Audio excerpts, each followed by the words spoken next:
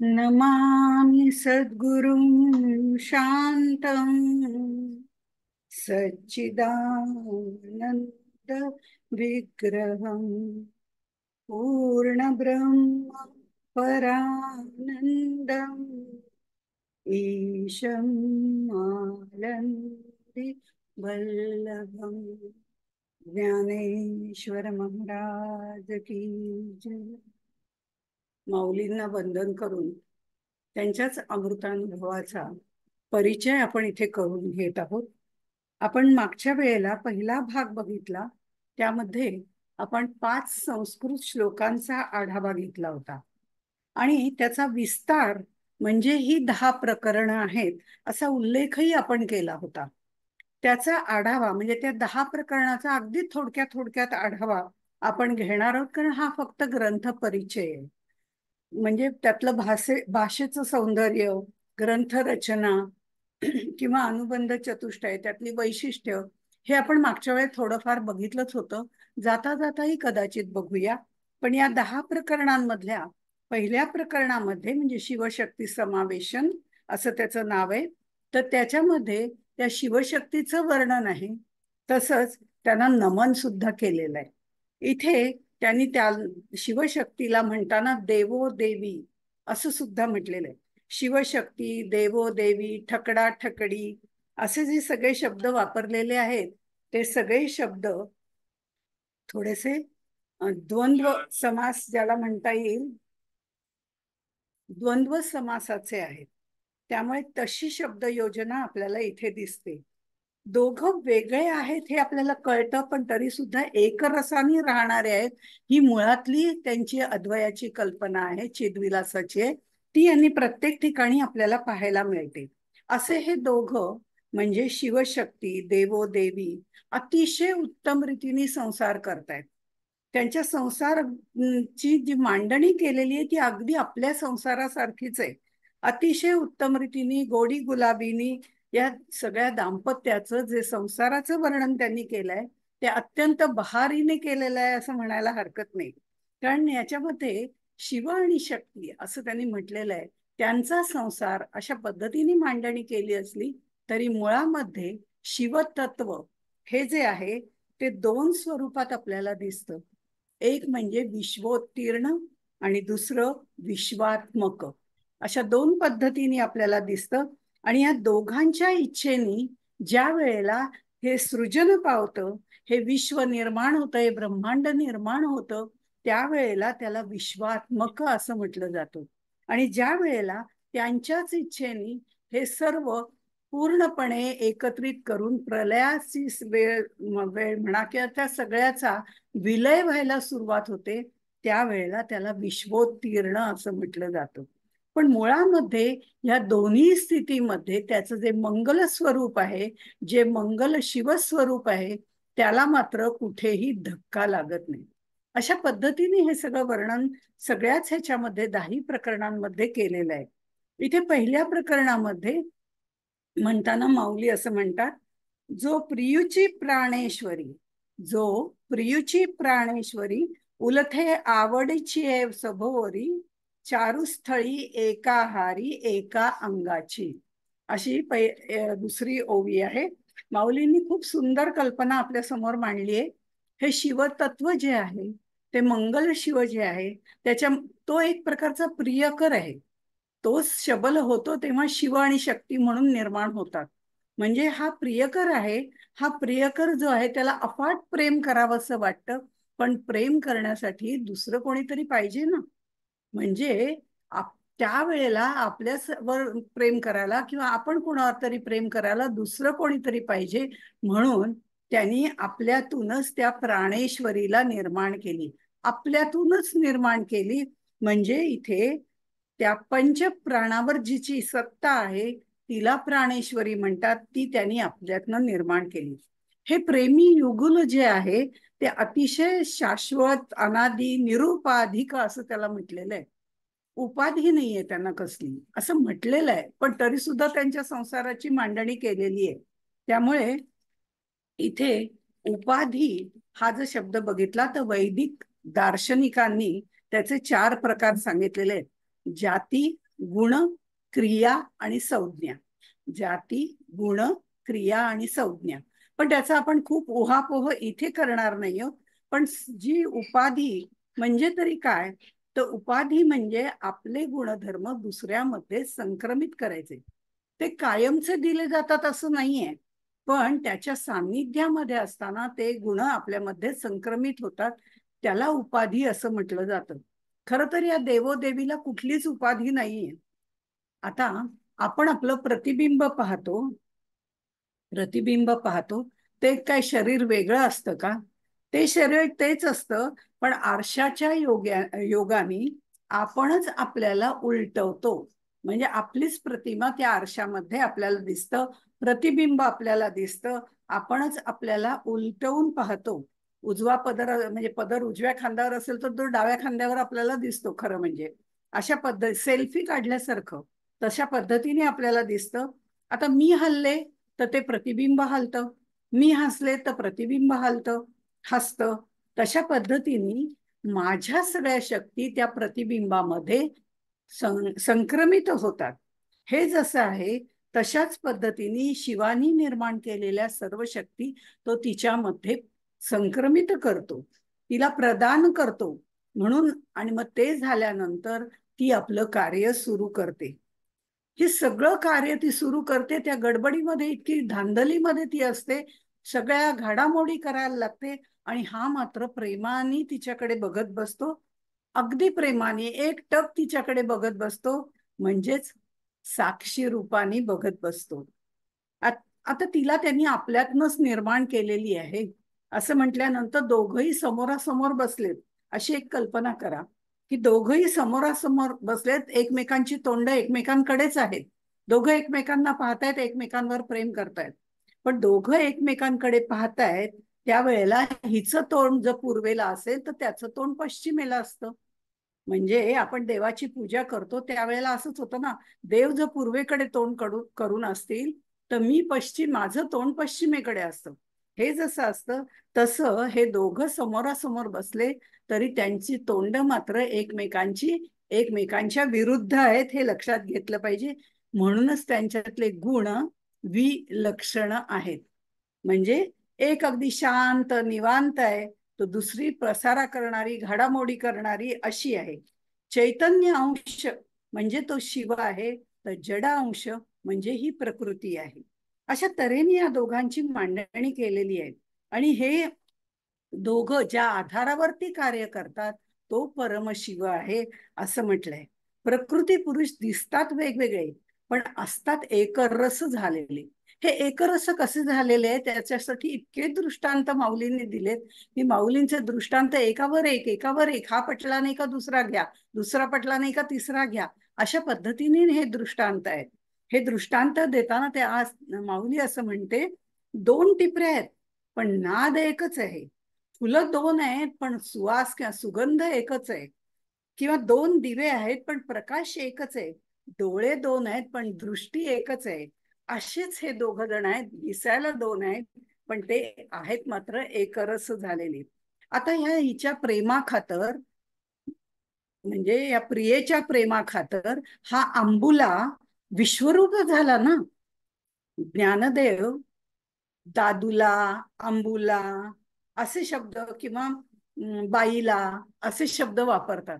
आपल्याला ही मोठी गंमत वाटते, पण हे सगळे शब्द वापरत असताना जो शृंगार दाखवलेला आहे तिथे कुठेही उत्कृष्ट म्हणजे असा उच्च शृंगार नाहीये. त्यामुळे ते वर्णन करताना असं म्हणतात, हा तिच्या इतका आहारी गेलेला आहे की ती नसेल तर हा अगदी उघडाच पडतो. ही आहे म्हणून त्याला सांभाळून घेतेय, नाहीतर त्याचं काही खरं नव्हतं. जिये ते न देखपुतेची उभा, जिये ते न देखतुची उभा, अंगची सांडी. काही विचारू नका, हा एवढा बायला झालेला आहे की ती दिसली नाही तर हा अस्वस्थ होतो आणि उभ्या उभ्या सगळं अंग टाकून देतो. आता ह्या प्रत्येक शब्दाची जर फोड करायची म्हटली तर अत्यंत सुंदर वर्णन आहे आणि त्याच्या गर्भित अर्थामध्ये तत्वज्ञान लपलेलं आहे. आता तिच्याशिवाय तो इतका बाईला झालाय की तो तिच्याशिवाय राहूच शकत नाही. म्हणजे तिच्याशिवाय तो अक्रिय, अविकारी, अगोचर, अरूप, अनाम असतो. हे त्यांना त्यातनं सांगायचंय. आणि हे सांगताना ह्या पुरुष आणि प्रकृतीचं असलेलं प्रेम असं आहे की पुरुषाच्या योगाने ही प्रकृती अनेक रूप तिने धारण केली, अनेकत्वाने नटलेली पण आहे. आणि हे सगळं जेव्हा ती वाढवते आपला पसारा, तेव्हा तिला वाटतं आपल्याला आता राहायला इथे जागा आहे की नाही, आणि आपल्याला दोघांना एकमेकांना खेटून बसता आलं पाहिजे ना, बिलगून बसता आलं पाहिजे, त्याच्यासाठी पण जागा पाहिजे. असं म्हणून ही दोघही अणु रेणू परमा इतक्या सूक्ष्मात सूक्ष्म गोष्टीमध्ये सुद्धा जाऊन बसतायत. सांगण्याचं तात्पर्य असं आहे, प्रकृती पुरुषाशिवाय एक कणभरही जागा आपल्याला कुठेही सापडत नाही. माऊलींनी इथे मांडली आहाती असं म्हटलेलं आहे. कैसा मेळू आला गोडीये, कैसा मेळू आला गोडीये, दोघे न माती जगी ये, परिमाणू ही माझी उआये, मांडली आहाती. म्हणजे इथे त्यांनी असं म्हटलंय, मांडली आहाती. मांडणे म्हणजे व्यवस्थित मांडणी करणे. गौर मांडली असं आपण म्हणतो, संसार मांडला असं आपण म्हणतो. आणि मग हे दोघ जण एखाद्या अणू रेणू सारख्या अगदी छोट्याशा जागेमध्ये अगदी एकमेकांना बिलगून टकाटक बसलेले आहेत. म्हणजे सृष्टीतल्या प्रत्येक गोष्टीमध्ये अणुरेणूपासनं ते मोठ्यात मोठ्या गोष्टीपर्यंत सगळ्या चराचरामध्ये हे दोघं जण बसलेले आहेत असं त्यांनी वर्णन केलेलं आहे. हे खरं त्यांना त्यातनं सांगायचंय. विश्वातल्या प्रत्येक किंवा सृष्टीतल्या प्रत्येक गोष्टीमध्ये अस्थि, भाती आणि प्रिय, नाम, रूप हे सगळे अंश असतात. कुटुंबामध्ये ज्या ज्या अवस्था आपल्याला पाहायला मिळतात त्या प्रत्येक अवस्थेमध्ये ह्या दोघांचं वर्णन त्यांनी केलेलं आहे. आणि या प्रत्येक अवस्थांमध्ये ज्ञानदेवांनी यांच्या बरोबर आपल्याला सुद्धा फिरवलेलं आहे. त्यामुळे आपल्याला सुद्धा काही वेळेला आपल्या संसाराशी त्यांचा संसार निगडित करता येतो. म्हणजेच यातनच आम्ही सूक्ष्मात सूक्ष्म प्रवास करू शकतो संसारात राहून सुद्धा, हेही त्यांनी त्याच्यामध्ये सांगितलंय. आणि आपल्याला त्या काळातले जे शब्द त्यांनी वापरलेले आहेत, ठकडा ठकडी, घरवात, या शब्दांमध्ये सुद्धा गोडी वाटते. दाऊनी दोनपणे एक रसाचे ओगरण करीता आहे मेहुण अनादिजे. दाऊनी दोन्हीपण एक रसाचे ओगरण. आता मिथुन या शब्दावरनं मेहुण हा शब्द तयार झालेला आहे. आपण म्हणतो मेहुण किती येणार आहेत, मेहुण किती मेहुण येणार आहेत म्हणजे 10 आहेत असं जेव्हा सांगितलं जातं तेव्हा माणसं किती असतात, 20 असतात. नवरा बायको मिळून एक मेहुण असं धरलं जातं. म्हणजे मेहुण या शब्दातच खरं म्हणजे 2 दर्शवलं जातं. दिसायला 2 असली तरी ती एकरूपच आहेत, हे सतत आपल्या मनावरती त्यांनी बिंबवलेलं आहे. आणि ते ओगरणे, ओगरणे म्हणजे वाढणे. ओगराळ हा शब्द त्याच्यापासून झालाय, जे वाढायला लागतं ते ओगराळ. हे वाढणं कसलं आहे तर ते एक रसाचं वाढणं आहे, आत्मरसाचं वाढणं आहे. आणि अशा तऱ्हेने त्यांनी अनेक प्राचीन शब्द त्याच्यामध्ये वापरून त्याची लज्जत आपल्याला चाखायला दिलेली आहे. प्रकृती पुरुषाचा हा जो संसार आहे हा प्रापंचिकासारखाच त्यांनी मांडलेला आहे. त्यामुळे तो आपल्याला जवळचा वाटतो. त्यांचं रुसणं फुगणं, त्यांचं खेटून बसणं, त्यांना मूल होणं आणि त्या मुलालाही आपल्याच मांडीवर घेणं, या सगळ्यातनं मांडलेलं तत्वज्ञान आपल्याला त्याहूनही भुरळ पाडतं, हे निश्चित आहे. एकदा पुरुष झोपून उठला, म्हणजे बराच वेळ झोपलाय, आता त्याला भूक लागली असेल म्हणून ही मात्र जागी होती, की तो उठला की त्याला भूक लागेल म्हणून ही जागी राहते आणि सगळे पदार्थ करून ठेवते की उठला की त्याला देता येईल, चहा देता येईल, त्याच्याबरोबर बाकीचं खायला पदार्थ देता येईल, म्हणून ही मात्र जबाबदारी ती आपली घेते. आणि हा जेव्हा हा झोपला होता तेव्हा सगळं तयार करून ठेवते, पदार्थांची भरपूर रेलचेल करते. म्हणजे इथे विश्वनिर्मितीचा सगळा पसारा तिने मांडलाय. पण तो जागा झाल्यावर त्याच्या पुढे ती हे ताटात सगळी पंचपक्वान्न वाढून ठेवतीये. हे विराट विश्व म्हणजे त्याच्यासाठी असलेलं पंचपक्वान्नाचं खाणच आहे. आणि ती मेजवानी ती त्याला देते. वेद्याचे बोणे बहु असा उल्लेख त्याचा केलेला आहे 36व्या ओवीमध्ये. वेद्यांचे बोणे बहु. बोणे म्हणजे भात पोळी लाडू वगैरे खाण्याचे जे पदार्थ आहेत त्याला बोणे म्हणतात, आणि ते ठेवण्याचं जे असतं त्याला बोगुणं म्हणतात. तोही शब्द आपल्यामध्ये पूर्वी प्रचलित होता. आता इथे सांगायचं तत्वज्ञान खरं म्हणजे काय आहे, की तो जेव्हा जागा होतो तेव्हा हिनी जी तो झोपलेला असताना सगळे पदार्थ तयार केले होते ते त्याच्या पुढे ताटात ती वाढून ठेवते, आणि हा जागा झाला की त्याला एवढी भूक लागते की भराभर भराभर सगळे पक्वान्नाचं ताट तो फस्त करून टाकतो.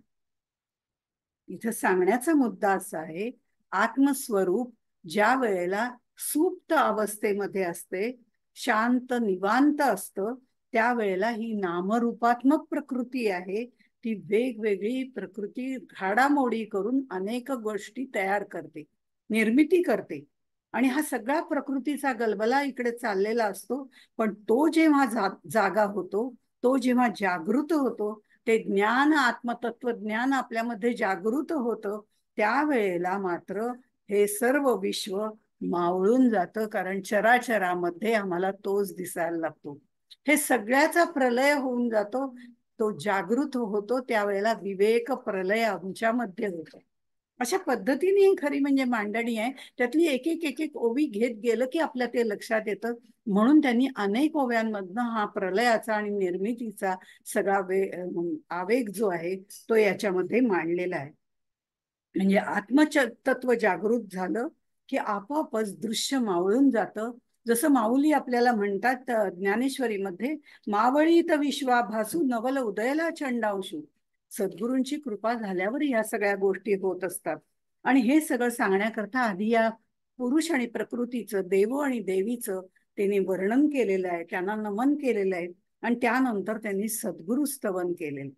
सद्गुरु स्तवन करताना सुद्धा त्यांनी एकच परब्रह्म तत्व आहे, तेच लहान झालंय तेच मोठं झालंय. मोठं म्हणजे गुरु झालंय आणि एक लहान झालंय. म्हणजे गुरु शिष्य या स्वरूपात एकच तत्व दोघांमध्ये विभागलं गेलेलं आहे. नर नारायण स्वरूपात गेलेलं आहे, किंवा गुरु आणि शिष्य या स्वरूपामध्ये गेलेलं आहे. आणि मग यामध्ये गुरु गुरुस्वरूपाने बोध करतात, तर शिष्य शिष्यत्वानी तो बोध, यथार्थ बोध ग्रहण करत असतो. आणि इथे आत्मतत्वापर्यंत पोहोचायचं असेल तर सद्गुरु कृपेची आवश्यकता असते. शिवशक्तीचा मूर्त आविष्कार म्हणजे सद्गुरु. सद्गुरु म्हणजे माऊलींनी सद्गुरूंनाही वंदन केलेलं आहे. आणि याच प्रकरणामध्ये त्यांनी जेव्हा सद्गुरूंना उपमा दिलेल्या आहेत त्यावेळेला ज्ञानेश्वरांच्या वाणीला एवढा बहार आलेला आहे की शब्दांचा जणू वसंतोत्सवच निर्माण झालेला. त्यामुळे इथे त्यांनी ओवी ही अशीच वापरलेली आहे, आता उपाय वन वसंतू. म्हणजे आता, आता म्हणजे ह्या शब्दाला सुद्धा अर्थ आहे हो. कुठलाही एकही शब्द असा नाही की ज्याला काही अर्थ नाही. प्रत्येक शब्दामध्ये काही ना काहीतरी अर्थ, गूढार्थ लपलेलाच आहे. अशा तऱ्हेने त्या अमृतानुभवाची मांडणी आहे. कारण हा अमृताचा अनुभव सांगताना हे माऊलींच्या तोंडून निघालेले उत्स्फूर्त असे उद्गार आहेत. आणि त्यांना अडवण्यासाठी कोणी तिथे थांबलेलं नाही. त्यांनी ते लोकांसाठी लिहिलेलं नाहीये. लोकांसाठी लिहिताना ते सोप्या भाषेत लिहावं लागतं. इथे हे उत्स्फूर्त आलेले उद्गार आहेत, ज्याला कोणीच थांबवू शकत नाही. ह्याच्याबद्दलचा विचार आपण मागच्या ह्याच्यात केला होता. आता या शब्दाला सुद्धा महत्व आहे असं मी म्हटलं. आता विश्वात्मके देवे, सगळी ज्ञानेश्वरी लिहून झाली, आता पसाय दाम. हे जसं आहे तसं शिवशक्ती समावेशन लिहून झालंय, आता सद्गुरुस्तवन. आणि हे सद्गुरुस्तवन करताना ते म्हणतात, आता उपाय वन वसंतू, जो आज्ञेचा आहे व तंतू, अमूर्तची परिमूर्तू कारुण्याचा. ओवीमध्ये येणारे प्रत्येक शब्द कसे महत्वाचे आहेत हे सांगण्यापुरती ही ओवी घेतलेली आहे. कारण आलेला प्रत्येक शब्द बरंच काही सांगून जातो, पण तरीही तो आपण थोडक्यात बघणार आहोत. ओवीमध्ये आलेला पहिला शब्द उपाय. आता बद्दल आपण बघितलं. उपाय, मोक्ष मिळवण्यासाठी ज्या ज्या साधना, ज्या ज्या साधना, उपासना, यम नियम, साधन चतुष्टय, वेदाभ्यास, योग, याग, तप, या सगळ्या गोष्टी केल्या जातात त्याला उपाय असं म्हटलं जातं. यासाठी ज्या साधना केल्या जातात त्याला उपाय असं म्हटलं जातं. हा नाथपंथीयांचा आवडता शब्द आहे किंवा खास शब्द आहे. आहे व तंतू. आहे व तंतू म्हणजे मंगळसूत्र. शक्तीच्या गळ्यात असलेलं हे मंगळसूत्र म्हणजे शिवाचं प्रतीक आहे. आपल्या गळ्यात मंगळसूत्र असणं ही पती असण्याची एक त्यावेळेला कल्पना होती किंवा तशा आहे व तंतू अशा पद्धतीने ते सांगितलं जायचं. तर हा जो आहे शक्तीच्या गळ्यातलं मंगळसूत्र म्हणजे शिवाचं प्रतीक आहे आणि सद्गुरू हे शांकरी विद्येचं प्रतीक आहे. ते त्याच्या आतमध्ये आहे. जो आज्ञेचा आहे व तंतू असं म्हटलेलं आहे. आज्ञा याचा अर्थ शांकरी विद्या, शांभवी विद्या, ती धारण करणारी शक्ती म्हणजे शांभवी. आणि तीच शक्ती जी आहे त्या शक्तीचं प्रतीक माझे सद्गुरू आहेत. आणि त्यामुळे ज्यांनी शक्तिपातानी आज्ञा करून मला सांगितलंय की ब्रह्मविद्येचा अनुभव तू घेतलेला आहेस आणि तो तू लिही, ही आज्ञा त्यांनी मला केलेली, हाही एक अर्थ होतो. आज्ञा म्हणजे शांकरी विद्या हाही अर्थ आहे. तसंच आज्ञा म्हणजे सद्गुरूंनी केलेलं सांगितलेलं वचन. सद्गुरूंचा एक एक शब्द ही आज्ञाच असते. जीव ब्रह्म ऐक्य दाखवणारी वेदांची महावाक्य ही आज्ञाच आहे. अशा पद्धतीने आज्ञा म्हणजे शांकरी विद्या पण आहे. असे त्याचे अनेक अर्थ आहेत. शिष्य ज्या वेळेला गुरूंच्या आज्ञेला म्हणजे गुरूंच्या आज्ञेवरून शिष्य ज्या वेळेला गुरूंच्या आज्ञेवरून आपला देहही त्यांच्या परमार्थ झोळीमध्ये टाकून देतो त्यावेळेला या उपाय रूप म्हणजे उपासना ज्या त्यांनी वेगवेगळ्या साधना केलेल्या असतात त्या उपाय रूप उपासनेला आत्मबोधाचं फळ येतं. आत्मबोधाचं फळ म्हणून आत्तापर्यंत केलेले जे काही उपाय आहेत, ज्या काही साधना आहेत, परमार्थ साधना आहेत, त्या सद्गुरूंच्या मार्गदर्शनाखाली केल्या तर उत्तमच आहे. पण तरी सुद्धा सद्गुरू सांगतील त्या उपासना करणं अत्यंत महत्वाचं आहे. त्यावेळेला हा जो सर्व बगीचा उपाय वन वसंतू असं म्हटलेलं आहे. हे जे बाग आहे, हे जी उपाय वन आहे म्हणजे साधनांचं वन आहे, तिथे वसंत ऋतूची बहार आल्याशिवाय राहणार नाही. आणि वसंत ऋतू कोण आहेत? माझे सद्गुरूच आहेत. कारण वसंत आपण कितीही बाग लावली, छान वाढवली, तरी त्याला फळं येतात ती त्या सीझन मध्येच येतात. आणि इथे सद्गुरू हे माझा वसंत ऋतू आहे, ते आल्याशिवाय याला आत्मबोधाची फळं लागत नाहीत असं त्यांना सांगायचंय. जो आज्ञेचा आहे व तंतू असं म्हटलेलं आहे. आहे व तंतू म्हणजे मंगळसूत्र असं आपण मगाशी बघितलं. आता इथे मंगळसूत्र म्हटल्यानंतर दोन घराणी जोडणारं असं हे मंगळसूत्र असतं. इथे शिव आणि जीव म्हणजे जीव आणि शिव यांना जोडणारं हे सद्गुरु रूपी आहे व तंतू आहे असा खरा त्याचा अर्थ आहे. मुक्तीसाठी सद्गुरूची कृपा असावीच लागते. चार देहांचं निरसन करताना, महाकारण देहाचं निरसन करताना सद्गुरूंचीच आवश्यकता असते. आणि हा परमेश्वराच्या मूर्त अमूर्त खेळामधला सद्गुरू हा मूर्त आहे. तो आपल्याला या अमूर्ताकडे घेऊन जाणार आहे, मंगल शिवाकडे घेऊन जाणार आहे आणि दोन घराण्यांना म्हणजे जीव आणि शिवाला जोडणार आहे. म्हणून तो आहे व तंतू असं म्हटलेलं आहे. हे झाल्यानंतर खरं म्हणजे अशी बरीच उदाहरणं आहेत. प्रत्येक ओळीमध्ये गर्भित अर्थ आहे. पण तरी सुद्धा एखाद्या शब्द इंदोळ्यावरती कसे हेलकावे घ्यायचे हे माऊलींकडनं शिकावं. त्याप्रमाणे ते निवृत्ती या नावावरती या सद्गुरु स्तवनामध्ये इतके काही रंगलेत आणि इतक्या प्रकारे त्यांनी छान वर्णन केलेलं आहे निवृत्तीनाथांचं. त्यातलं एक जाता जाता एक बघूया की कारण तू निवृत्ती हे नाव धारण केलेलं आहे असं ते म्हणतात.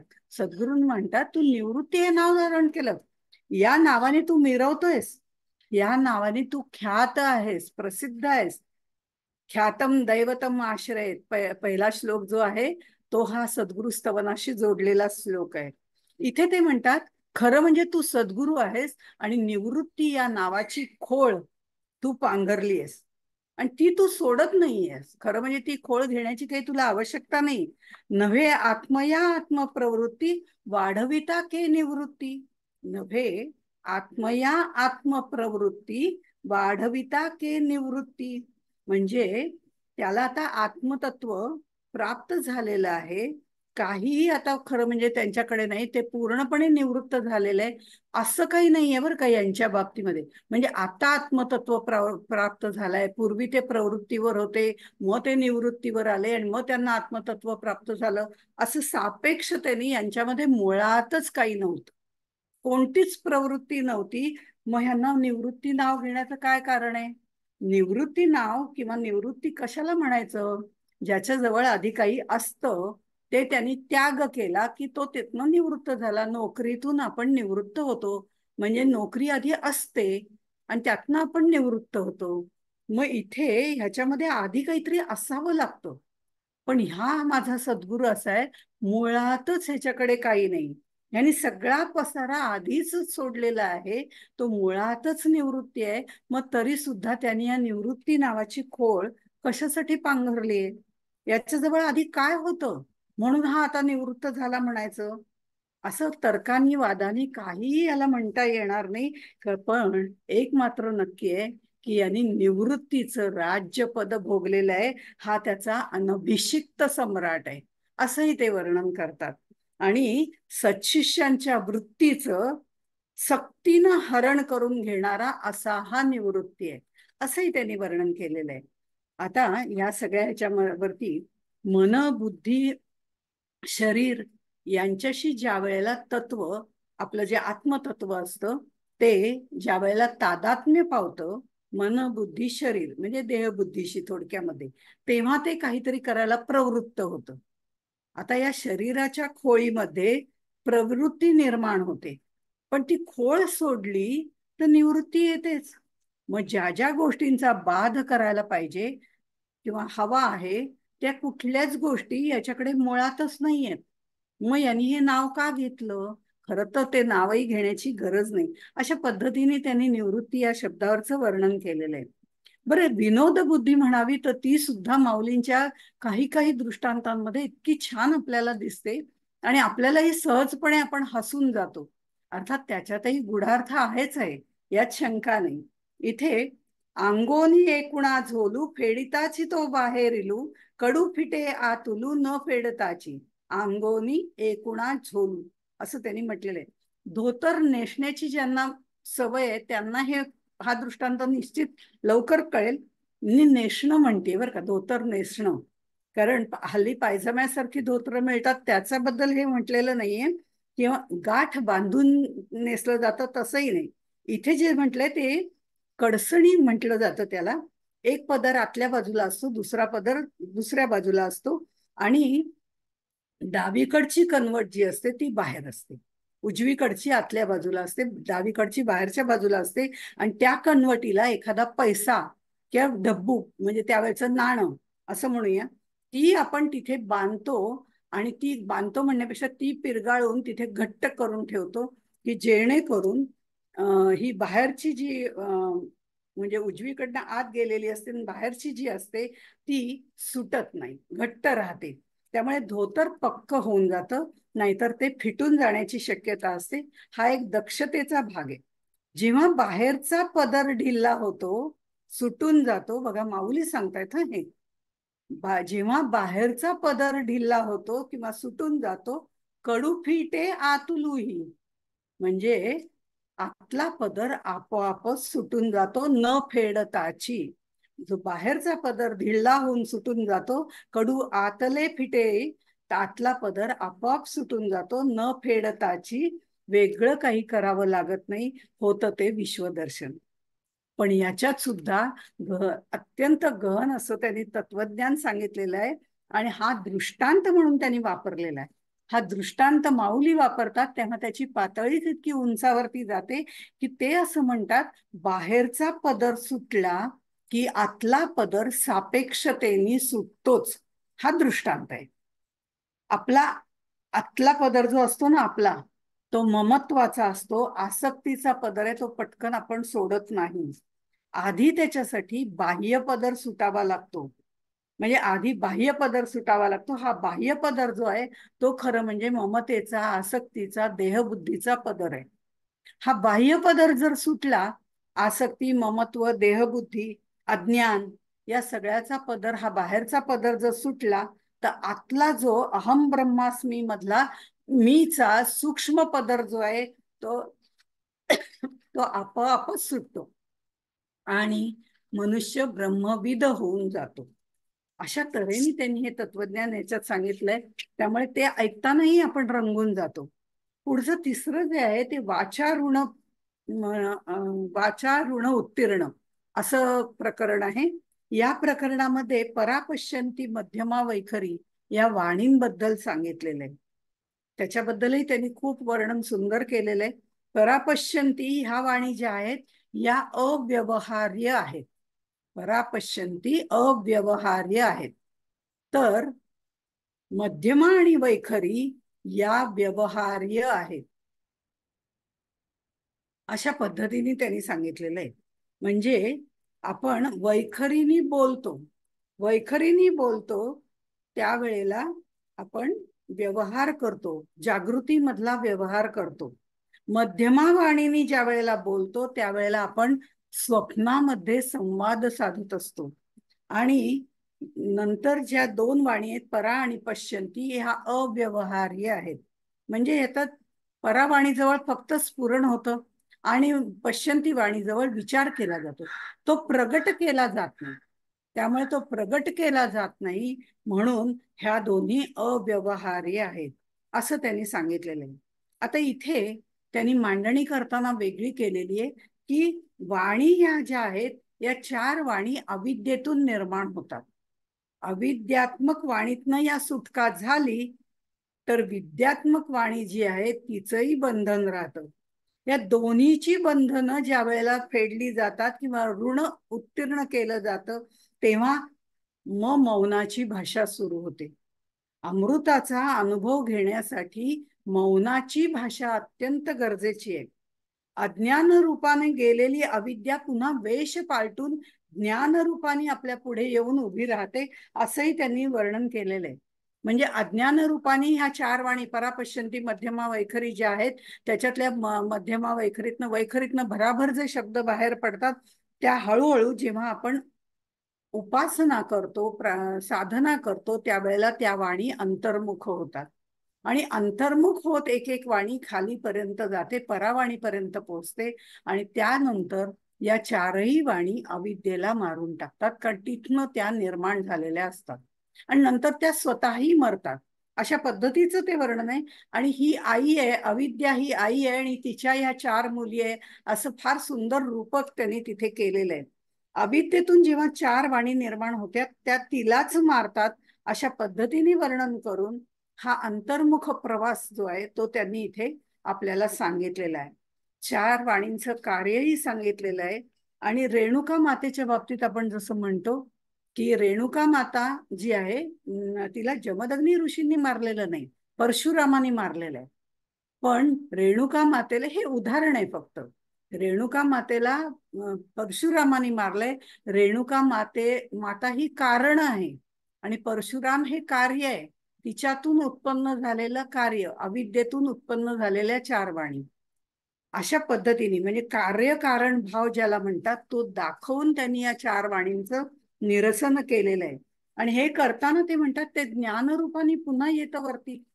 ज्ञानरूपाने ती कपडे बदलून येते असं जे म्हटलं जातं तिथे अहम ब्रह्मास्मीचं ज्ञान होतं. आणि ते सुद्धा आम्ही वाणीतनं बोलून दाखवलं जातं. तत्वमसी असं सांगितल्यानंतर अहम ब्रह्मास्मी हे जे सांगितलं जातं इथे, हे अहम ब्रह्मास्मी मधला जो अहम आहे तो सुद्धा तिथे शिल्लक असतो. तो विद्येच्या दृष्टिकोनातनं आपण बघतो.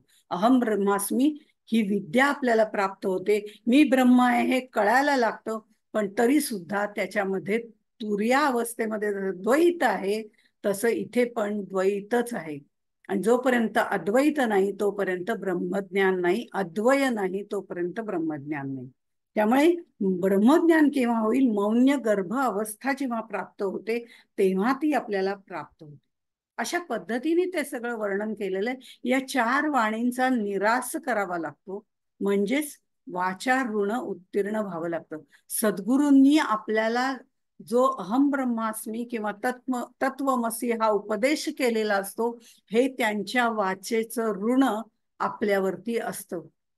तत्वमसी हा बोध त्यांनी केलेला असतो, आम्हाला तो यथार्थ कळतो, तेव्हा आम्ही अहम ब्रह्मास्मी म्हणतो. आणि हे अहम ब्रह्मास्मी आम्ही म्हणतो तेव्हा सुद्धा आमच्यामध्ये सूक्ष्म रूपाने अहम असतो. त्यामुळे तेही आपल्याला पूर्णपणे त्याचा निराश करायला पाहिजे, हे त्यांनी यातनं आपल्याला सांगितलेलं आहे. म्हणून म्हणजे हे जे ज्ञान आहे, अहम ब्रह्मास्मी हे जे ज्ञान आहे, ते अज्ञान सापेक्ष ज्ञान आहे असं त्यांनी म्हटलेलं आहे. आणि मग पुढे ज्ञान अभेद कथन म्हणून सांगितलंय. याच्यामध्ये इथे ज्ञान होतं, अहम ब्रह्मास्मी मधलं ज्ञान होतं, पण अहम राहतो, हा जो भाव आहे तो कसा आहे याबद्दल त्यांनी सांगितलंय. अनुभवात ज्ञानम म्हणजे अनुभवालाच ज्ञान म्हणतात. मला अहम ब्रह्मास्मी हे ज्ञान झालंय, पण ते शब्द रूपाने झालेलं, ते प्रत्यक्षात अनुभूती आलेलं ज्ञान नाहीये, शब्द रूपाने झालेलं आहे. आपण जर एकाच वेळी एकाला साखर दिली, एकाला गुळ दिला, एकाला श्रीखंड दिलं, तर तिघही म्हणतात गोड आहे. प्रत्येकाच्या गोडीचा जो अनुभव घ्यायची पद्धत आहे ती वेगळी आहे. कोणी साखर खाताय, कोणी गुळ खाताय, कोणी श्रीखंड खाताय, पण गोड हा अनुभव सगळ्यांचा एक आहे. अहम ब्रह्मास्मी वाटत असताना प्रत्येकाची भावना, सूक्ष्म भावना अहमची जरी वेगवेगळी असली, तरी तो अहम ज्या वेळेला पूर्णपणे विसर्जित होतो, तेव्हा येणारा जो अनुभव आहे तो खरा अनुभव आहे. आणि हे सगळं सांगताना, ज्ञान अभेद कथन सांगताना त्यांनी काही उदाहरणं दिलेली आहेत. आणि ती उदाहरणं देताना म्हणजे दृष्टांत दिलेत. जाईच्या कळीचे म्हणजे जावळाचे फाकणे, म्हणजे फाकणे म्हणजे उमलणे, म्हणजे कळी पण नष्ट झाल्याशिवाय त्याला फूल पण प्राप्त होत नाही. बरं, फूल जेव्हा उगवतं, फूल पूर्ण फुलतं, त्याच वेळेला त्याच्या नाशाची सुरुवात झालेली असते, म्हणजे ते नंतर कोमेजणार हे नक्की आहे. कळीचं फूल होणार, यामध्ये कळीचा नाश आहे. फुलाचं कोमजणं, यामध्ये फुलाचा नाश आहे. अशा पद्धतीने त्यांनी ती क्रिया सांगितलेली आहे. म्हणजे उत्कर्षाची खूप वाढ होत जाण्यातच अपकर्षाचा प्रारंभ आहे असं त्यांनी. प्रत्येक सुखामागे दुःख लपलेलं आहे किंवा दुःखामागे सुख लपलेलं आहे, असं जे आपण म्हणत असतो दरवेळेला, त्या सगळ्यांची इथे त्यांनी मांडणी थोडी म्हणजे ज्ञान अभेद कथन मध्ये केलेली आहे. आपण आतापर्यंत अज्ञानाच्या झोपेमध्ये होतो. अज्ञानाच्या टेकूवर उभी असलेली ही अज्ञान सापेक्ष ज्ञानाची मोठी झोप होती खरं म्हणजे. म्हणजे अज्ञानाच्या टेकूवरती उभी असलेली, अज्ञान अविद्येच्या पातळीवरती आमचं ज्ञान होतं. मग ते अज्ञान आमचं गेलं, आम्हाला ज्ञान झालं, पण ते ज्ञान सुद्धा आमचं कसं होतं, त्या टेकूवरती उभं होतं, अज्ञानाच्या टेकूवरती उभं होतं. आणि त्यावेळेला आम्हाला जी झोप लागली होती, ती ज्ञानाची झोप जरी असली तरी ती महाझोप होती. पण नंतर ही महाझोप सुद्धा आमची उघडते, म्हणजे खरी जागृती तिथे प्राप्त होते. खरी, त्याच्यासाठी त्यांनी बरेच दृष्टांत दिलेत. त्यामुळे ते दृष्टांतातनं ज्या वेळेला आपल्याला ते उलगडत जातं, तेव्हा ते सांगणं किंवा सांगितल्यानंतर पटणं, या दोन गोष्टी होऊ शकतात. आता ज्या वेळेला ही झोप येत ना, आपण जाग होतो, त्यावेळेला आपण डोळे किलकिले करून बघतो, अरे बापरे, सूर्यकिरण आलेत वाटतं, आता मात्र खरंच जागे उठायलाच हवं, असं म्हणून आम्ही उठतो, आम्हाला जागृती येते. आता ही जेव्हा जागृती येते, आम्ही जेव्हा पहिल्यांदा झोपलेलो होतो, कोणीतरी आम्हाला उठवतंय, त्यावेळेला आम्ही उठतो, थांब ग थोड्या वेळाने उठतो, थांब ग थोड्या वेळाने उठतो, असं आम्ही करत असतो. तेव्हा आम्हाला कुठेतरी आम्ही त्या दोन याच्यामध्ये संधी काळामध्ये असतो. आता मात्र आम्ही पूर्णपणे सूर्यकिरण पाहिली, आता उठायलाच पाहिजे म्हणून उठलो, आंघोळ करून पूर्णपणे कामाला लागतो. त्यावेळेला आमच्या डोळ्यावर अजिबात झोप नसते, आम्हाला जागृती आलेली असते. आणि ती जागृती एवढी असते की आधी मी जागा आहे ग, आधी मी जागा आहे ग, असं मला सांगावं लागतं, जेव्हा मी उठलेलो नसतो पण जागा झालेलो असतो, तो संधी काळ असतो त्यावेळेला. पण आता मी आंघोळ करून कामाला लागल्यानंतर मला लोकांना सांगावं लागत नाही, आता मी जागी आहे बरं का, आता मी जागी आहे बरं का. म्हणजे त्या जागेपणाची सुद्धा मला भान राहत नाही. ज्ञानाचं सुद्धा ज्या वेळेला भान राहत नाही की मला ज्ञान झालंय, त्या वेळेला असतं ते खरं म्हणजे महत्वाचं जागृतीचं ज्ञान ज्याला म्हटलं जातं ते आहे. त्याच्यासाठी त्यांनी कापुराचे वगैरे दृष्टांत दिलेले आहेत. अर्थात हे कापुराचे दृष्टांत जर आपण बघितलं तर बऱ्याच ठिकाणी आलेत. शुभ्रता, सुगंध, मृदपण हे तिन्ही मिळून ज्या वेळेला एकत्रित होतात तेव्हा त्याला कापूर म्हणतात वगैरे, या पद्धतीने त्यांनी सच्चिदानंद पदत्रय निरूपणामध्ये म्हणजे पुढच्या प्रकरणामध्ये आपल्याला सांगितलेलं आहे. हे सच्चिद आनंद हे जी 3 प्रकरणं आहेत, इथे जर आपण विचार केला तर आपण म्हणतो ते परब्रह्म स्वरूप सच्चिदानंद रूप आहे. पण सत हे कसं आहे तर असत या कल्पनेसहित सापेक्षतेने सत आलेलं आहे. तसं चित सुद्धा अचित या सापेक्षतेने आलेलं आहे. अशा पद्धतीनेच आनंद सुद्धा सुखदुःखाच्या सापेक्षतेने आलेला आहे. पण इथे सापेक्षता आहे, द्वैत आहे, पण तिथे द्वैत नाहीच आहे. सच्चिद आनंद स्वरूप आहे हे फक्त शब्द रूपाने कळण्यापुरतं आपल्याला ते ठीक आहे. आपल्याला ती संकल्पना कळावी की तो सत आहे म्हणजे काय आहे, तो चित आहे म्हणजे काय आहे, तो आनंद स्वरूप आहे म्हणजे काय आहे. अशा पद्धतीने ते कळण्यापुरतं शब्द ज्ञान घेण्यापुरता तो शब्द आहे. अन्यथा त्या शब्दाला काही अर्थ नाहीये. कारण सच्चिदानंद हे तीनही जेव्हा जातात, कारण तो शब्दाच्याही पलीकडे आहे. सच्चिद आनंद हे त्याचं शाब्दिक वर्णन आहे. त्यामुळे हे शाब्दिक वर्णनाच्याही पलीकडे गेल्यानंतर आपल्या लक्षात येतं हे सगळं मिळून तो एकत्रित आहे. तो ते ज्ञ स्वरूप आहे, ज्ञ मात्र आहे. अशा तऱ्हेने त्यांनी सच्चिदानंद ही पद आम्ही जेव्हा परब्रह्माला लावतो हे सुद्धा थोडस चुकीचं आहे. ते शब्दज्ञानाच्या पातळीपर्यंत ठीक आहे, अनुभूतीला त्याचा उपयोग नाही, अशा पद्धतीने त्यांनी सांगितलेलं. 6वं जे शब्द खंडन त्यांनी केलेलं आहे या प्रकरणामध्ये त्यांनी थोडस शब्दांचं आधी मंडन केलेलं आहे, म्हणजे मांडणी केलेली आहे, आणि मग खंडन केलेलं आहे. म्हणजे मंडन आणि खंडन या दोन्ही गोष्टी केलेल्या आहेत. आणि ते म्हणताना ते म्हणतात शब्द उपयोगी वस्तू, अत्यंत उपयोगी वस्तू आहे ही शब्द म्हणजे, असं म्हणून त्यांनी त्या शब्दाचं वर्णन करायला सुरुवात केली. आणि त्याचं म्हणजे प्रयोजन काय आहे शब्दांचं, तर स्मरण करून देणं. आम्हाला आतापर्यंत त्याचं स्मरणच नव्हतं, त्या परब्रह्म स्वरूपाचं जे आमच्या आत स्थित आहे. प्राप्ताची प्राप्ती तर फारच दूर राहिली, पण आम्हाला त्याचं स्मरण सुद्धा नव्हतं. ते स्मरण करून देणारा हा शब्द आहे. तो शब्द आम्हाला सांगतो की तू अविद्येमध्ये आहेस, तू देहबुद्धीमध्ये आहेस, हे सगळं शब्द सांगतोय. आणि शब्द आम्हाला आठवण करून देतोय की आता तुला तिथपर्यंत जायचंय, ही देहबुद्धी सोडून आत्मबुद्धीपर्यंत जायचंय. पण आठवण जी आहे ही खरं म्हणजे एक तर आपली आपल्याला होते ती मनाने होते, आणि दुसरा आपल्याला आठवण करून देतो ते बाहेरून करून देतो, ती शब्दरूपाने करून देतो. म्हणून शब्द हे स्मरणरूपी आहेत असं त्याने म्हटलेलं आहे. बाहेरून करून सुद्धा आठवण दिली जाते, पण शब्द म्हणजे आरसा नाहीये. हळूहळू त्यांनी खंडनही करायला सुरुवात केली. आरसा आपलं प्रतिबिंब दाखवतो, पण त्याला आपल्या समोर धरलं तर दिसतं. पण आरसा कुठेतरी पडलाय, मी कुठेतरी उभी आहे, तर माझं प्रतिबिंब त्याच्यात मला दिसत नाही. पण हा शब्द मात्र त्याच्यापेक्षा चांगला आहे बरं का. प्रतिबिंब बिंब याच्यापेक्षा सुद्धा चांगला आहे. कसा आहे, तो अमूर्ताचं सुद्धा तो वर्णन करू शकतो. दृश्य वस्तूंचं तर करतोच, पण अदृश्य अमूर्त वस्तूंचं सुद्धा तो दर्शन करून देतो आपल्याला. असा हा ब्रह्मवस्तूचा पूर्णपणे आपल्याला अभ्यास शब्द पातळीवरती करून देणारा असा हा शब्द आहे. पण त्याचं खंडन करताना किंवा निषेध करताना आधी ते सगळं सांगतात की आपल्याला ग्रंथाचं वाचन करण्याकरता शब्द उपयोगी पडतो, विधी निषेध करण्याकरता, साधना उपासना करता, असं बरेच मोठं वर्णन त्यांनी केलेलं आहे. पण त्यानंतर तो म्हणतात हे शब्द ना, तो सुद्धा मोठा असा आहे की तो शब्दांमध्ये भांडण लावणारा असा आहे, एकमेकांमध्ये भांडण लावणारा. कसा भांडण लावणारा आहे, तर मोक्ष म्हणजे श्रेष्ठ, बंध म्हणजे वाईट, हे तोच सांगतो आम्हाला. आधीपर्यंत म्हणतो तू अज्ञानी आहेस, आता म्हणतो ज्ञान मिळव. म्हणजे ज्ञान मिळवायचं म्हणजे काय करायचं, मोक्ष मिळवायचं काय करायचं, हे तोच सांगतो. आणि म्हणताना म्हणतो की मोक्ष पर्यंत तुला नेऊन मी सोडतो, हेही म्हणतो.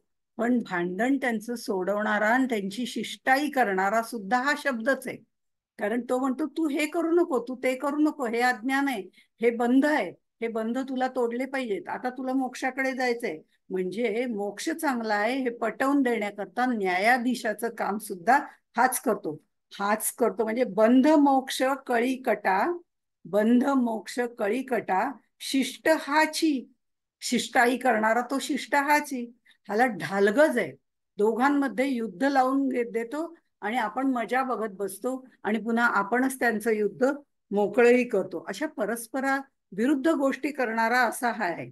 आणि परस्पर गोष्टी लीलयेनी वावरणारा, त्यामध्ये वावरणारा असा हा शब्द आहे. असं तरी पण निखळ शुद्ध ज्ञान जे आहे, ज्ञ मात्र आहे, ते शब्दातीत आहे. तिथे आत्मज्ञान, आत्मदर्शन हे शब्द काहीही उपयोगाचे नाहीत. त्यामुळे त्याच्यासाठी त्यांनी दृष्टांत दिलेत की डोळा बाहेरचं पाहू शकतो, पण डोळा डोळ्याला पाहू शकत नाही. अशा पद्धतीने अनेक उदाहरणं दिलेली आहेत. त्याचंही वर्णन त्यांनी शब्दामध्ये केलेत. आणि ते म्हणतात मी हे सगळं शब्दात वर्णन करतोय ते तुम्हाला कळण्यापुरतं करतोय, पण परब्रह्माच्या ठिकाणी जर जायचं असेल, त्याची अनुभूती घ्यायची असेल, तर आम्हाला हे शब्द उपयोगी पडत नाही. हे शब्द खंडनही त्यांनी तिथे केलेलं आहे. म्हणून वस्तूच्या ठाई स्मरण आणि विस्मरण हे दोन्ही नाहीयेत परब्रह्म वस्तूच्या ठाई किंवा मंगल शिवाच्या ठाई. पण त्यांची आठवण राहावी म्हणून हे शब्द काम करत असले तरी त्या आठवणींच्याही पलीकडे असं हे तत्व आहे, हे त्यांनी सांगितलंय. पुढे 7व्या प्रकरणामध्ये ते अज्ञानाचं खंडन करतात. अज्ञानाचं खंडन करताना आपण नेहमी ज्ञान मिळवताना मग ते प्रत्यक्ष प्रमाण आहे का, अनुमान प्रमाण आहे का, मग अज्ञान म्हणजे मिथ्या आहे का, वगैरे अशा अनेक गोष्टींची उहापोह चर्चा त्यांनी केलेली आहे. आणि हा आत्म्याचा विषयच नाही. कारण आत्मतत्व म्हणजे आत्म्याचं म्हणजे आत्मतत्व जे आहे ते आत्मतत्व कुठल्याही प्रकारे या अनुमानांना उपयोगी पडत नाही.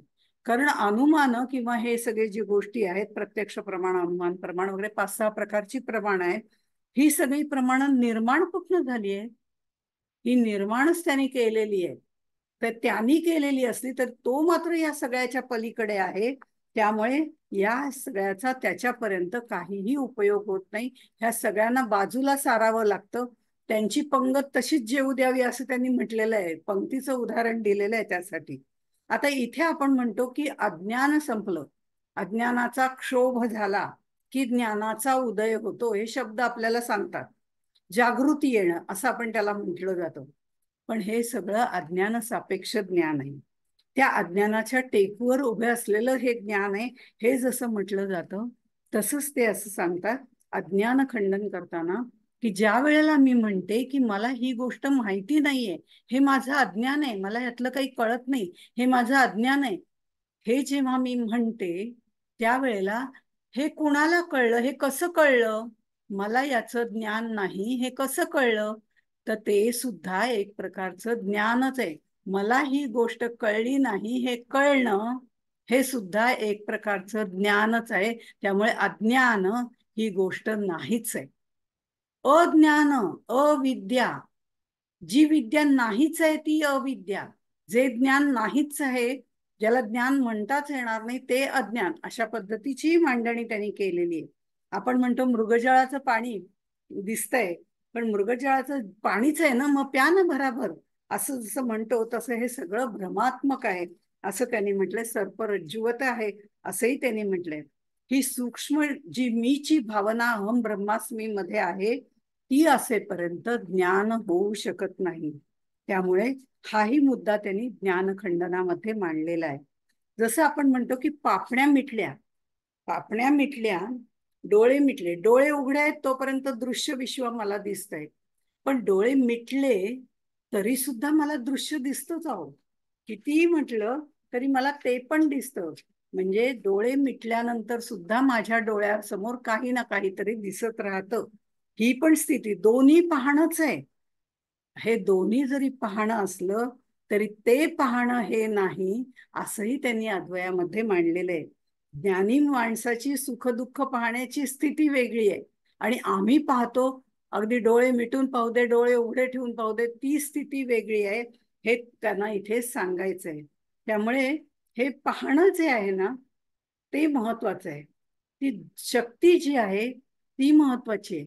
हे पाहणं ज्या वेळेला आपण साक्षी स्वरूपाने पाहतो, कुठलीही क्षमता जी आपली शरीर इंद्रियाची आहे, वास घेतो किंवा आपण पाहतो, ऐकतो, हे सगळं करताना आपण जी ती शक्ती वापरतो ती कुठेही काहीही फक्त न म्हणजे कमी जास्त न लेखता त्याला आपण साक्षी रूपाने पाहतो, त्यावेळेला त्याला स्वरूप निद्रा असंही म्हटलं जातं. कासवाचं उदाहरण त्यासाठी त्यांनी दिलेलं आहे.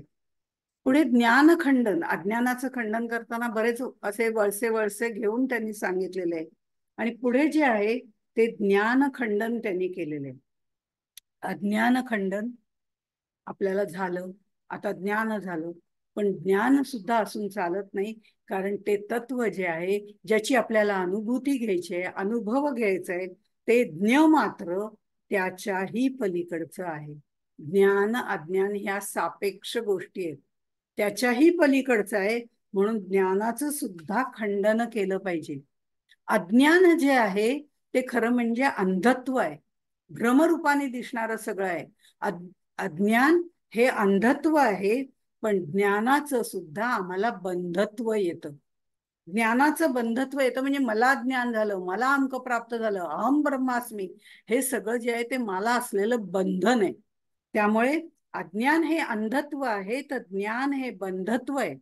आणि आत्मज्ञान हे ज्ञप्ती मात्र आहे, ज्ञ मात्र आहे, ज्ञप्ती मात्र आहे.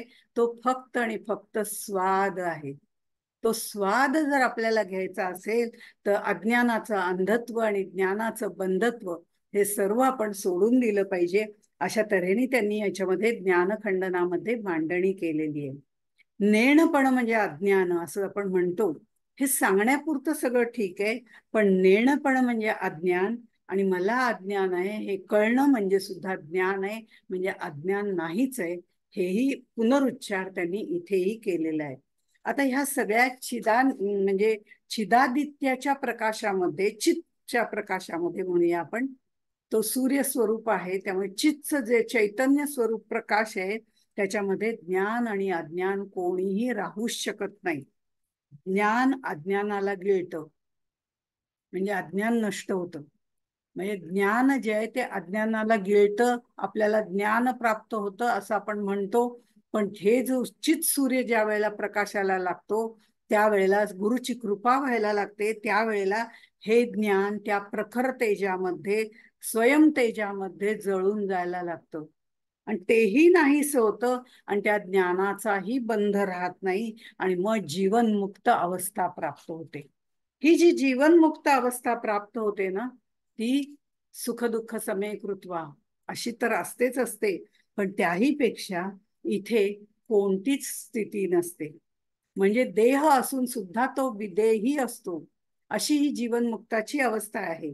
त्यामुळे रात्र म्हणजे रात्रही नाही, दिवसही नाही, ज्ञानही नाही, अज्ञानही नाही, सगळं काही पूर्णपणे शांत झालेलं आहे. या सगळ्या ज्ञान अज्ञानाच्या चांदण्या त्यांनी गिळंकृत केलेल्या आहे, आणि आता फक्त आणि फक्त चिदादित्य जो आहे, तो जो आहे ती अनुभूतीची जी अवस्था आहे ती तिथे उदयास येते, ती प्राप्त येते. त्यावेळेस सगळीकडे झळाळून जातं, चैतन्य प्राप्त होतं, स्फूर्ती मात्र, स्वयंभू, स्वयंप्रकाश, ज्ञान अज्ञान बंध मुक्त असं जे ज्ञ मात्र उरतं, त्याची अनुभूती घ्यायची असते. अशा तऱ्हेने ही सगळी मांडणी त्यांनी केलेली आहे वेगवेगळ्या प्रकरणांमध्ये. काहीचं खंडन केलेलं आहे, काहीचं मंडन केलेलं आहे. अज्ञानाचं खंडन केलेलं आहे, शब्दांचं खंडन केलेलं आहे, ज्ञानाचं सुद्धा खंडनच केलेलं आहे. आणि वाचा ऋण उत्तीर्ण म्हटलंय, हे सुद्धा एक प्रकारचं खंडनच आहे. त्याचं कारण 4 वाणींची पूर्णपणे निवृत्ती झाली की नंतर मौन्यगर्भ अवस्थेमध्ये हे सर्व घडतं, अशा पद्धतीने त्यांनी सांगितलेलं आहे.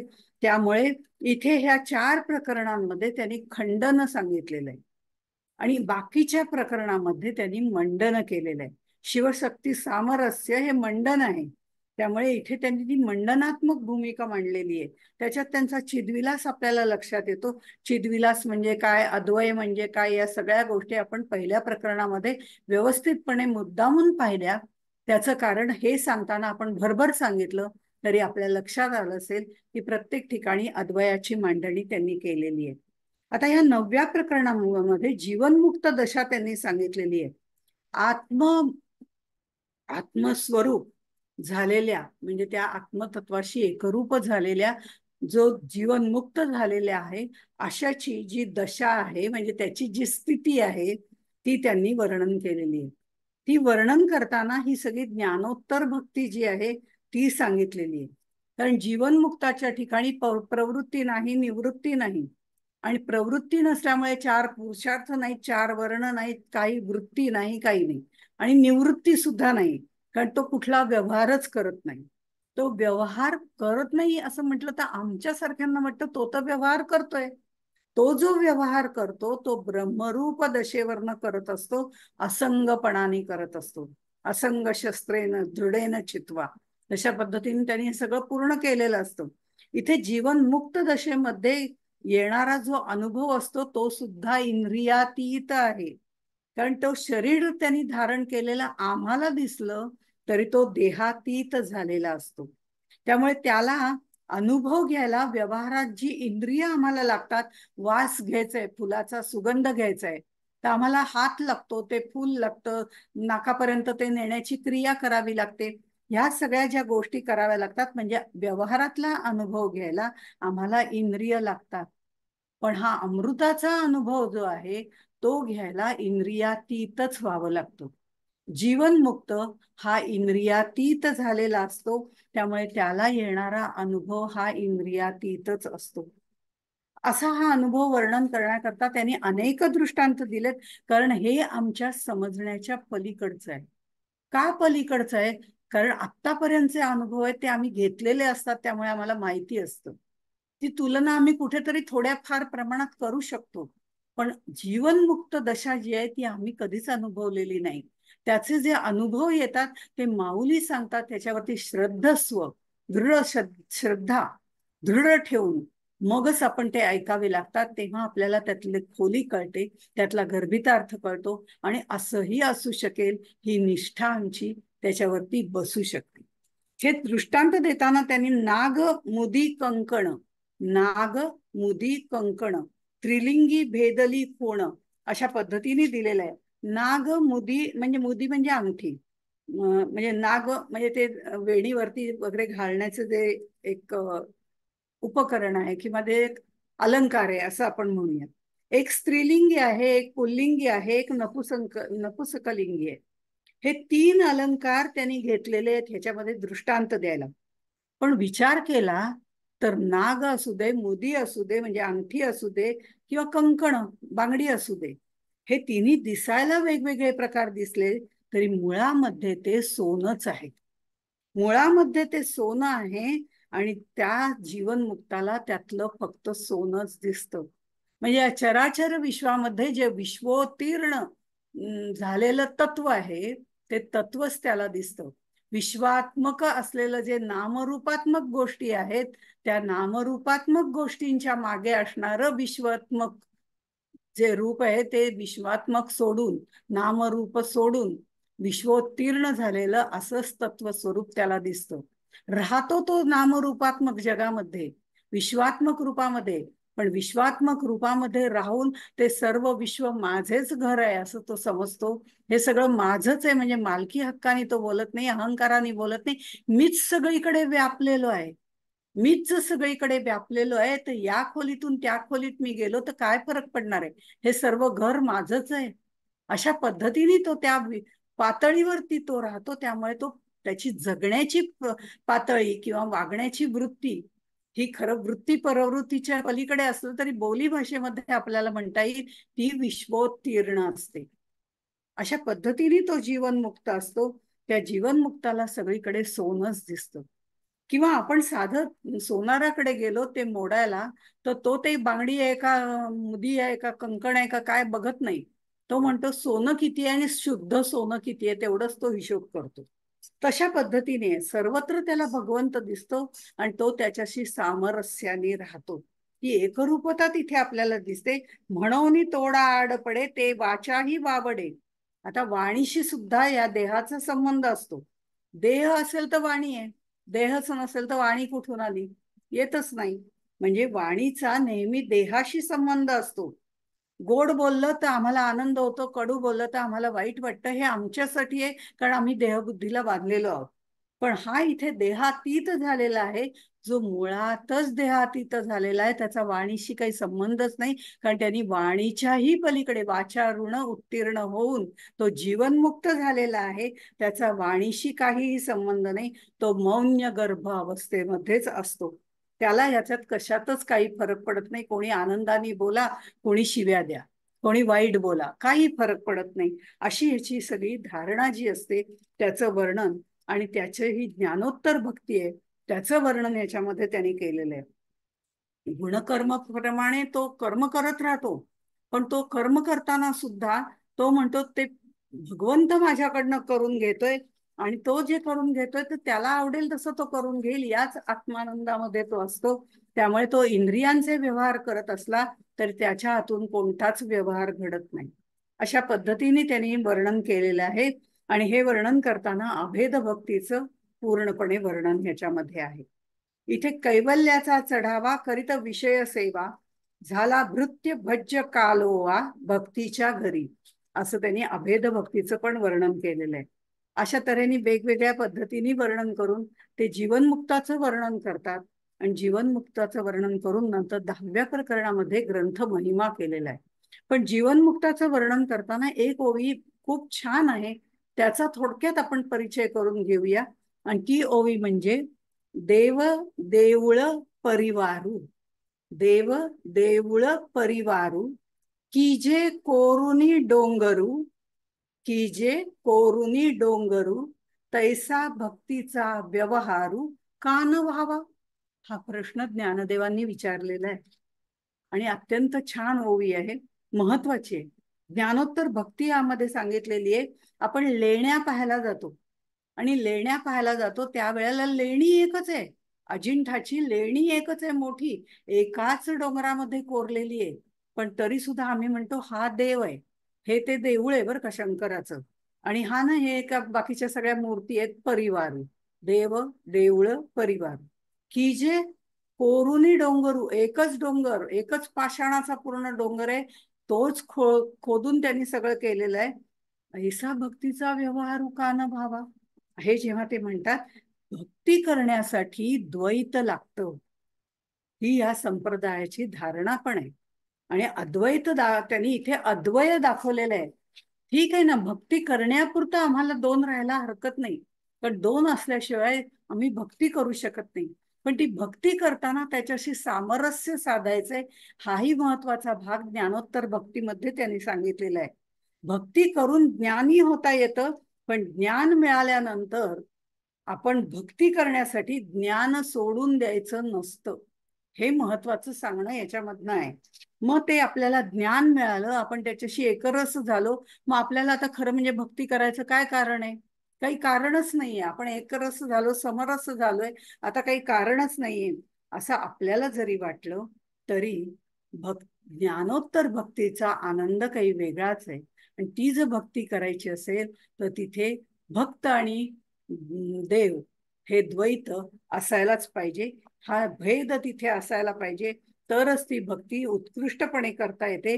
पण त्याच वेळेला हा जीवनमुक्त एवढ्या परिपूर्ण अवस्थेला गेलेला आहे की त्याची आंतरिक स्थिती जी आहे ती भेद तिथे नसतो.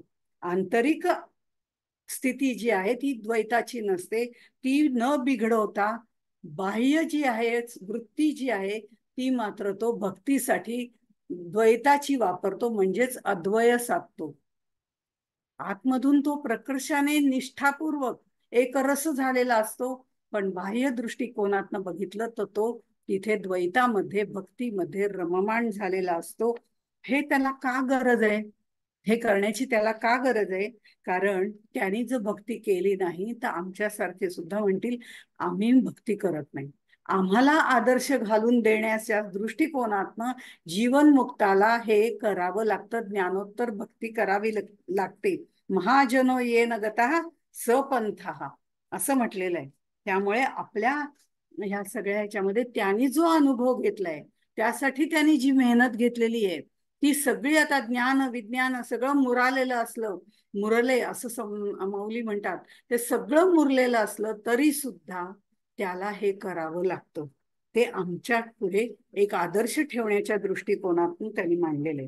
अशा तऱ्हेने सर्वसामान्यांच्या पासून, म्हणजे सर्वसामान्यांना जो अनुभव आलेला आहे आयुष्यामध्ये, तिथपासून सुरुवात करून आपल्याला त्याच्यामध्ये गोडी निर्माण त्यांनी केली. आणि मग शेवटी शेवटी अमृताचा अनुभव सांगताना ज्ञानदेवानी जीव आणि शिव यांचं सामरस्य सांगितलेलं आहे.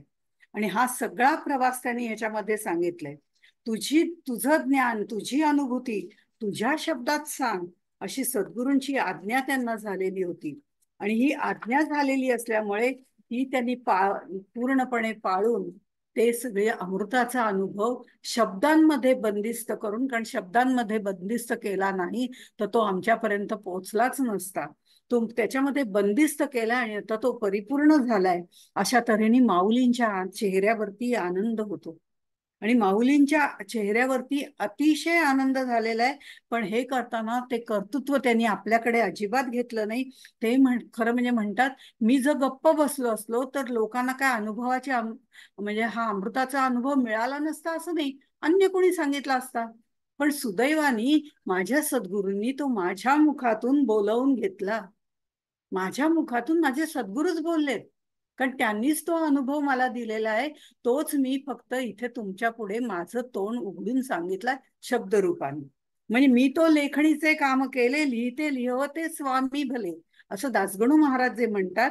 मी तो लेखणीचे काम, लेखणीने लिहायचं काम करायचंय. फक्त काय लिहायचं हे त्या बुद्धीने ठरवायचं असतं. ते सद्गुरूंनी ठरवलं आणि मी फक्त लेखणीचं काम केलेलं आहे. अशा तऱ्हेने त्यांनी हे सगळं वर्णन केलेलं आहे. हा ग्रंथ महिमा हे जे 10वं प्रकरण आहे, याची आपण सुरुवातीलाच ओळख करून घेतलेली आहे. कारण त्याच्यामध्ये अनुबंध चतुष्टय आहे. आणि ग्रंथाचा अनुबंध चतुष्टय आपण सुरुवातीला सांगताना त्यातल्या अनेक ओव्यांचा आपण विचार केला. आणि हा ओव्यांचा विचार करता करता मग आपण जेव्हा शेवटाकडे येतो त्यावेळेला ज्ञानदेव आपल्याला म्हणतात, म्हणून ज्ञानदेवो म्हणे, म्हणून ज्ञानदेवो म्हणे अनुभवामृते येणे. त्यांनी अनुभवामृत म्हटलेलं आहे, याचाही उल्लेख आपण पहिल्या भागामध्ये केलेला आहे. म्हणून ज्ञानदेवो म्हणे अनुभवामृते येणे, सणुभोगी जे सणे विश्वाचे मी. विश्वामध्ये हा अमृताचा अनुभव घेणं यासारखा दुसरा सण नाही. हा सोनियाचा दिवस आहे. त्यामुळे आपण सण ज्या वेळेला साजरे करतो तेव्हा खूप उत्साहामध्ये साजरे करतो. आणि हा जो सण आहे हा पूर्णपणे अंतर्बाह्य सुख देणारा सण आहे, नित्य मुक्त करणारा हा सण आहे, ब्रह्मानंदाचा दीपोत्सव करणारा हा सण आहे. आणि त्याचा आनंद लुटण्यासाठी सगळ्यांनी या, अगदी सगळ्यांनी या. आणि मी तो तुम्हाला देतोय, शब्दांच्या पातळीवर देतोय, पण तुम्ही तुमचा तो निश्चितपणे घेऊ शकाल याची मला खात्री आहे, असं माऊली सांगतायत. पण म्हणून यातनं मात्र सुटण्यासाठी हा देहबुद्धीचा जो आजार आहे ना, त्या आजारातनं बाहेर पडा. अहो, सणाच्या दिवशी जर आजारी पडलं तर तुम्हाला हा गोड खायला पदार्थ मिळणार कसा? म्हणजे जर हे सगळे पदार्थ जर खायचे असतील, त्या अमृताचं सेवन करायचं असेल तर चित्त शुद्ध पाहिजे. चित्त शुद्ध पाहिजे, ते आनंदाने स्वीकारता आलं पाहिजे. तिथला सगळा जो भाव आहे तो पूर्णपणे ओतून आपल्याला हा सगळा आनंद घेतला पाहिजे, असं आमंत्रण ज्ञानेश्वर माऊलींनी आपल्याला दिलेलं आहे. आणि त्यामुळे इथे त्यांनी पूर्ण जीव शिव रसाचं ऐक्य आपल्याला दिलंय. आणि हे सांगताना ज्ञात्वा शिवम असं जे मुंडक उपनिषदामध्ये म्हटलेलं आहे, तो शिव त्याला जाणून घ्या. आणि हा शिव जो आहे तो शांत रसाचा आहे, त्या रसोवै 6 मध्ये मिसळून जायचा आहे आणि तो ब्रह्मरस पिऊन तृप्त व्हायचा आहे. आणि हे तृप्त होणं सगळ्यांना जमतं अशी त्यांनी ग्वाही दिलेली आहे. फक्त त्याच्यासाठी काय करावं लागतं, कोणते उपचार करावे लागतात याचं भान आपल्याला ठेवायला पाहिजे. म्हणून हा अंतर्बाह्य सुख देणारा जो अमृताचा अनुभव आहे तो आपण सगळ्यांनी भोगूया, असं म्हणून त्यांनी हे सर्व अमृताचा अनुभव आपल्या पुढे शब्दरूपाने मांडला. त्या ज्ञानेश्वर माऊलींना वंदन करून मी इथेच थांबते. रामकृष्ण.